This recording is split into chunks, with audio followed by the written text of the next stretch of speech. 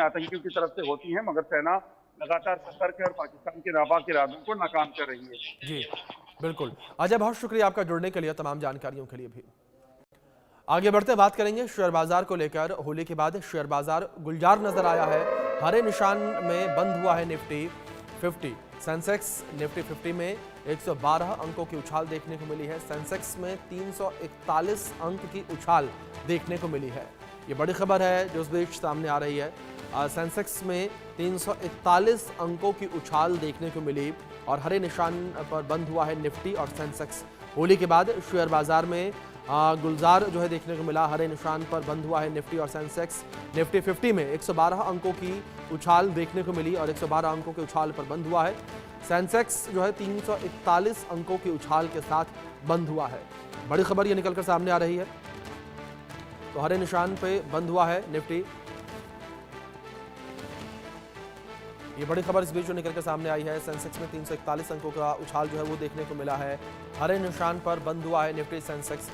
तो इस बीच market expert आकाश जिंदल जी हमारे साथ जुड़े हैं। आकाश जी, बहुत स्वागत है आपका इंडिया न्यूज़ पर। सर, सबसे पहला सवाल तो आपसे मेरा यही रहेगा कि जिस तरीके से होली के बाद मार्केट में उछाल देखने को मिला है, क्या इस उछाल को पॉजिटिव समझा जाए, यानी कि आने वाले दिनों में मार्केट जो है वो अपर सर्किट में ही रहेगा या एक बार फिर से शेयर बाजार गिरता हुआ नजर आएगा आने वाले दिनों में?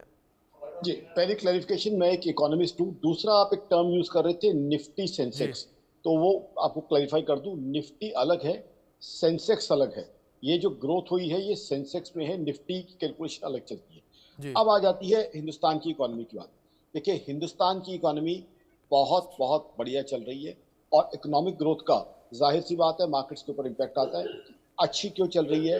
क्योंकि हमारा इन्फ्लेशन, महंगाई का डेटा बहुत ही बढ़िया आया है। 3.6% के आसपास सीपीआई इन्फ्लेशन आई है, जो कि बहुत ही कंफर्टेबल डेटा है।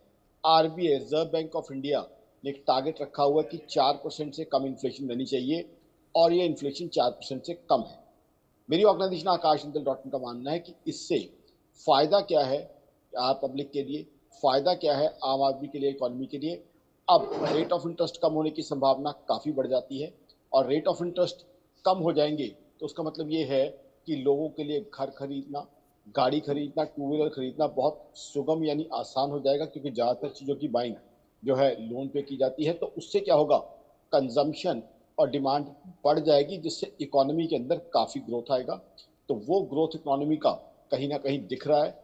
अब बात करें ग्लोबल सिनेरियो की, तो हिंदुस्तान की बात, हिंदुस्तान की इकोनॉमी प्रधानमंत्री मोदी साहब और उनकी टीम की विजनरी गाइडेंस के अंदर बहुत अच्छी चल रही है। इन्फ्लेशन का डेटा मैंने आपके सामने रखा। जी ग्लोबल इकोनॉमी के हालचाल अच्छे नहीं है। डोनाल्ड ट्रंप साहब ने जब ज्वाइन किया तब सब लोगों को ये था कि अब रशिया यूक्रेन वॉर खत्म हो जाएगी, और बीच में ऐसी संभावनाएं भी आई कि वॉर खत्म होगी, लेकिन अभी इसके कोई जो है कोई सिग्नल्स हमें नहीं मिल रहे। रादर अभी भी वो डिस्प्यूट चल रहा है। फिर यमन का इशू भी अपनी जगह है। टैरिफ वॉर, तो यूएस ने टैरिफ्स लगाई हैं चाइना के अगेंस्ट, कनाडा के अगेंस्ट, मैक्सिको के अगेंस्ट, और कंट्रीज के अगेंस्ट भी लगा सकता है। टैरिफ वॉर ग्लोबल इकोनॉमी में स्लो डाउन ही नहीं, रिसेशन की तरफ बढ़ा रहे हैं उसको। तो बात इतनी सी है दर्शकों के सामने कि मेरी organisation Akash Indal dot in का मानना है कि आज हिंदुस्तान की इकोनॉमी से सिग्नल्स बहुत अच्छे आ रहे हैं, ग्लोबल इकोनॉमिक से सिग्नल जो है नेगेटिव आ रहे हैं। तो वो चीज़ों के बीच में जो है कहीं ना कहीं उलझी हुई है स्थिति की ग्लोबल इकोनॉमी आगे चल के क्या शेप लेती है, किस तरीके से चीज़ें होती है। क्या टैरिफ वॉर इसी तरीके से इंटेंस रहेगी? क्या टैरिफ वॉर डाइल्यूट होगी? अप्रैल में जो टैरिफ लगने थे क्या वो लगेंगे या नहीं लगेंगे? यूएस और चाइना दोनों टैरिफ वॉर में उलझ चुके हैं, सबसे बड़ी और सेकंड बिगेस्ट इकोनॉमी है। तो ये जो टैरिफ वॉर है कितना और किस हद तक नुकसान पहुंचाती है दुनिया को? क्या दुनिया प्रोटेक्शनिज्म की तरफ बढ़ जाएगी? और जी अगर दुनिया प्रोटेक्शनिज्म की तरफ बढ़ती है तो जाहिर सी बात है वो ग्लोबल इकोनॉमी के लिए अच्छा नहीं है, क्योंकि ग्लोबल इकोनॉमी पहले ही डोनाल्ड ट्रंप साहब के ज्वाइन करने से पहले ही स्लो डाउन का शिकार थी। ऊपर से टैरिफ वॉर, प्रोटेक्शनिज्म की बातें, geopolitical issues, Russia Ukraine war भी खत्म हुई नहीं है, हूतीज का नया इशू सामने आ गया है। उसके अलावा पड़ोस में देखें, पाकिस्तान में ये का इशू हमारे सामने है, बांग्लादेश की इकोनॉमी लड़खड़ाई हुई है। तो ग्लोबल इकोनॉमी आज कड़वी सच्चाई ये है, हालात सही नहीं है।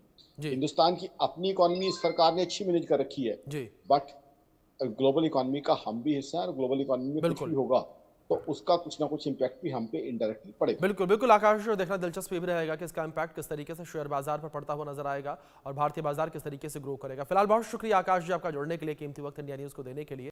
इसी के साथ वक्त छोटे से ब्रेक का है, बने रहे इंडिया न्यूज़ के साथ।